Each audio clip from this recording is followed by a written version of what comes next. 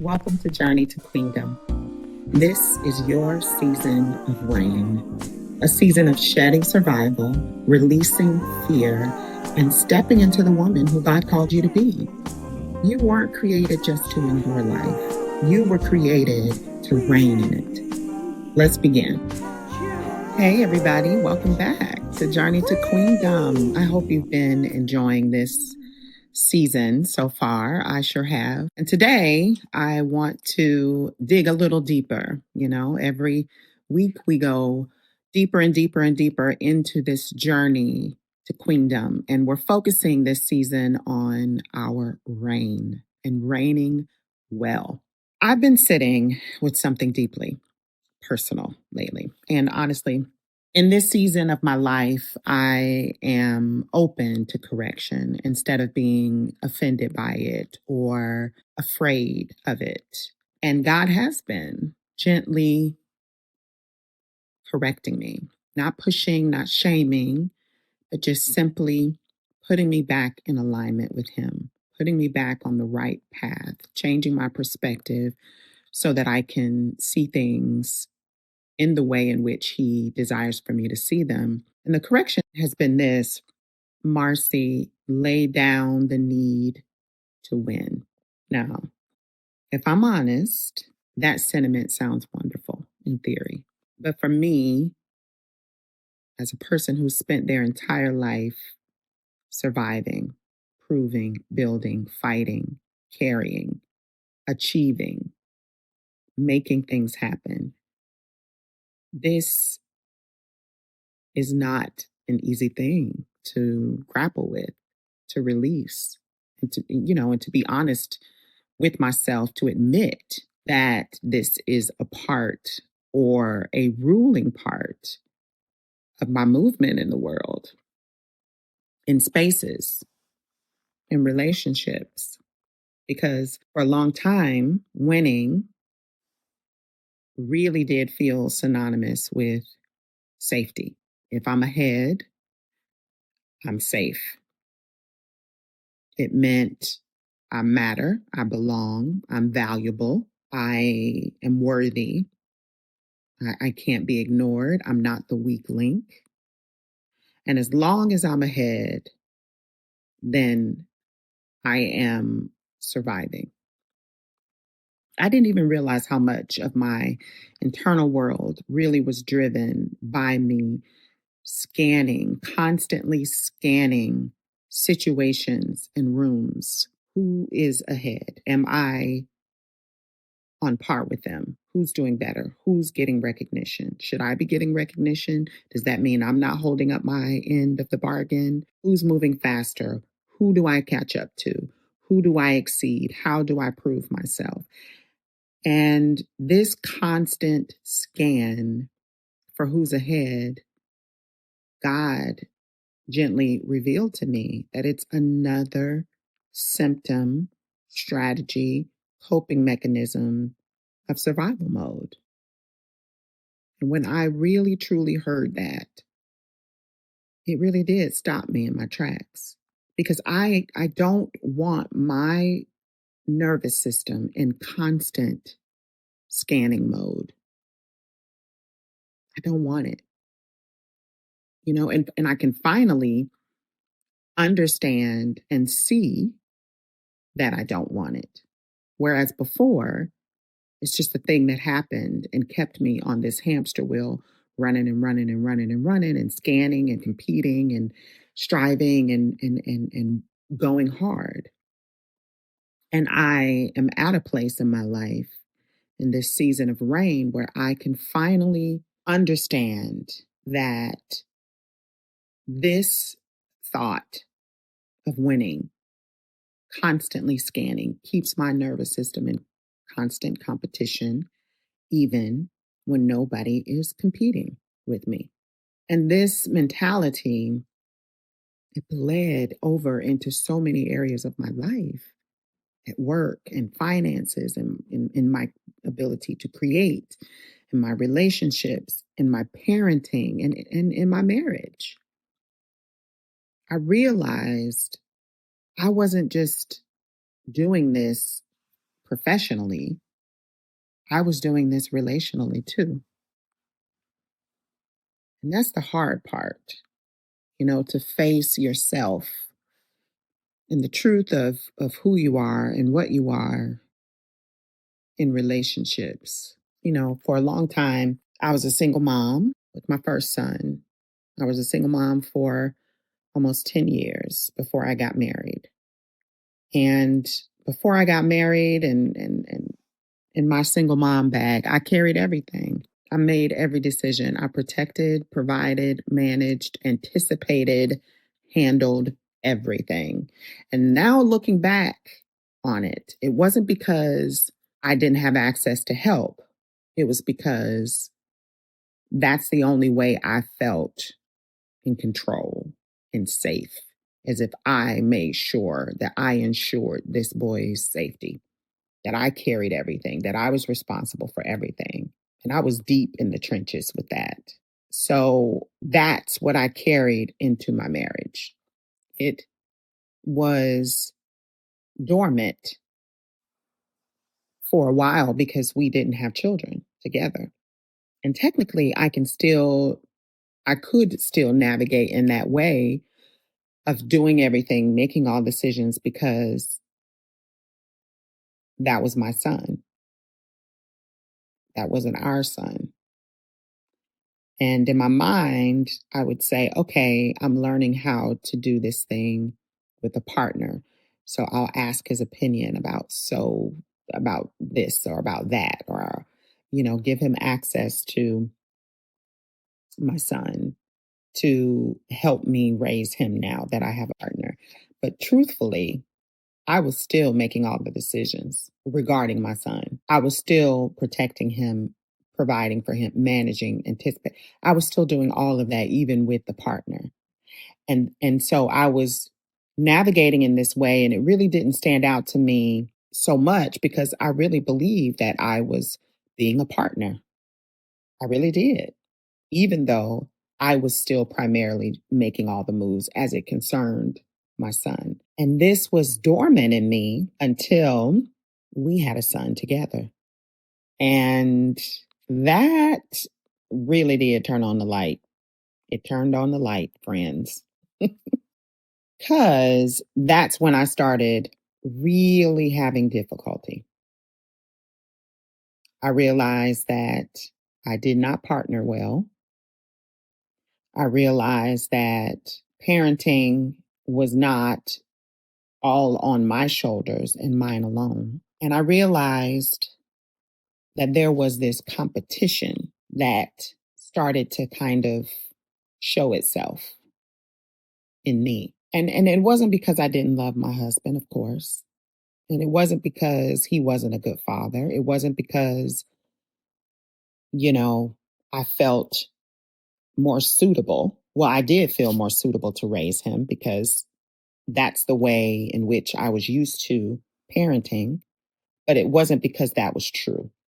It was because my nervous system had learned that control was a means to safety.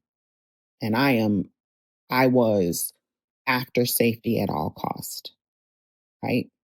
I was so used to carrying everything alone that this partnership, this real partnership felt unfamiliar. And it really started to surface when we had a child together. And when you have survived through self-reliance, merely sharing responsibility with someone, it can feel like you are losing your standing, your importance, your worth, your value. So it felt like I wasn't winning. It felt like I wasn't the lead. I wasn't the strongest one in the room. And if I didn't have that sense of strength, that sense of winning, I would emotionally tap out. And that became my rhythm for a long time. Strive, strive, strive, tap out. Strive, strive, strive, tap out. Because competition only gives you two options: you win or you withdraw. And that was my rhythm. And it made me so frustrated because I couldn't understand what was happening. I would get so upset and so emotionally overwhelmed and so exhausted, going around and around and around this hamster wheel for so long because I was fighting to stay relevant in this house, fighting to be the preferred one because that meant I was doing good. That's the way in which I did it before. And the idea of not winning would send me. God never designed me to exist in this way. This was never his desire for me. So he had to kind of change my perspective and teach me that marriage is not an audition.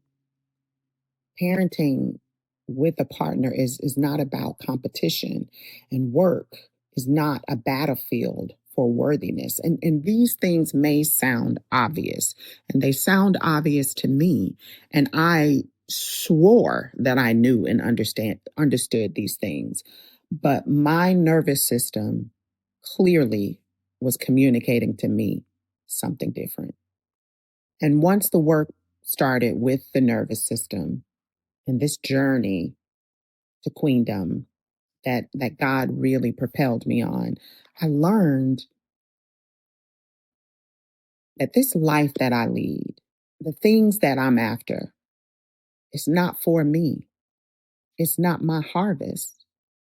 It's God's. And that shifted something in me so deeply because when I think the harvest is mine, the responsibility is mine, the load is mine, then everything becomes personal. Everything feels threatening and it feels like an attack. Every overlooked contribution feels painful. Every success of another person, even in my household, feels like evidence that I am failing, that I am behind. Because you're moving from a life of trying to prove your worthiness to a life that's surrendered and admitting that the harvest belongs to God. And once I began to think about this mindset, meditate on this mindset, I understood that the responsibility is not to outperform, but to simply obey, to be faithful, to be in alignment, to walk in integrity, to enjoy presence and stewardship of freedom in that release. Because now I don't have to go hard because I know that's ego. Instead, I go hard for the calling and not my ego. I don't have to prove that I'm the best in the room. I just have to be faithful with what God entrusted to me. And that's different. That's shifting the focus off of collecting all of these accolades for myself, collecting all of these accomplishments for my self worth. And now I am focused on the call that God has entrusted me with. And it's not for me, it's for the kingdom, it's for Him. And that's different. And honestly, you know, the other day, my son, it was like 9 o'clock in the morning, and he was like, Daddy, can I have some Cheez Its? And it's 9 o'clock in the morning. And of course, me and my husband are thinking the same thing. No, you can't have any Cheez Its. So his dad was like, Do you want some cereal? And my son was like, No, can I have some Cheez Its? And it was so profound. God spoke to me immediately because it was like, this child was so clear and so honest because he wasn't asked, he was asked, a question, do you want cereal? And he simply answered, no. But I'll tell you what I do want. I want Cheez Its. Now, if I were to say to him, no, son, you can't have Cheez Its because it's 9 a.m., but you can have cereal, that would have been a different thing. But that's not what we asked him. We asked him, do you want it, cereal? And he said, no. But it struck me because there was no performance, no pretending, no people pleasing, no choosing what sounded more acceptable to us. He knew what he wanted and he doubled down on that thing. And that was so profound to me because we have to learn to not react to everything that's going on around us or everyone else, what they're doing. Not adjusting my desires around what seems appropriate to other people, not scanning the room first, constantly scanning the room, but just truthfully respond to the question, Marci, what did I ask you to do? And focus on that. Walk in that. Pursue that with all your might. What did I ask you to do? What did I call you to do? That question changes everything because comparison pulls us out of alignment. And some of us are exhausted, not because the work is too hard, but because we're carrying the additional burden of ranking ourselves while we're doing the work, trying to win, trying to stay ahead, trying not to be the weak link, trying not to disappear. But God never asked me to do any of that. He didn't ask me to be concerned with any of that.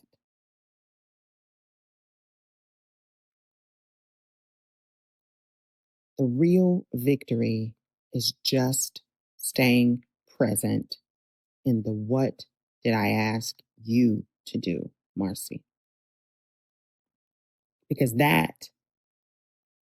in that is softness, is openness, is collaborative opportunities, is obedience. It's faithful even when my ego is uncomfortable. Because the truth that I'm learning is that I don't need every room to confirm what God has put in me. It is already finished. They are not my measuring stick. It has already been established. It already is. And me understanding what that call is, what those instructions are, is what I need to put my effort into, not constantly scanning to see how I can win. But I'm going to be free enough to simply tend the field in front of me. You know, I've been reading about David in the scriptures in Samuel, and David was called to be a king when he was a little guy. I think he was maybe 14, 15. I'm not sure. I can't remember, but a teenager in the fields tending his dad's sheep, a shepherd. And God called him out of that field to be king of Israel. But David did not actually step into his reign until he was in his 30s. So his journey from from being a teenager to being fully ready to step into his reign was a long time, years. But one thing that the scripture makes clear about David, that David remained in alignment with God that entire time, because that is where he became the king. That is where he was made. That was his journey. So that he could be fit for the rain to bring in the harvest. Not David's harvest, but God's harvest. Because it wasn't about making David this amazing king. It was about God's harvest with this amazing king. And that is different. Listen, thank you so much for joining me for another episode of Journey to Queendom. I sure hope this has blessed you like it has blessed me. I tell you, there is nothing like a change in perspective. to help you get closer to the woman that God has called you to be. And I sure hope that this podcast has been that for you. We have one more episode until the season ends, and I can't wait to join you next week. Thank you so much for being here on Journey to Queendom. This is your season. Every step you take toward healing, truth, and courage is a step into who you were meant to be. Stand tall, walk boldly. Your reign starts now. This podcast was brought to you by Artists at Play, nurturing the artist within.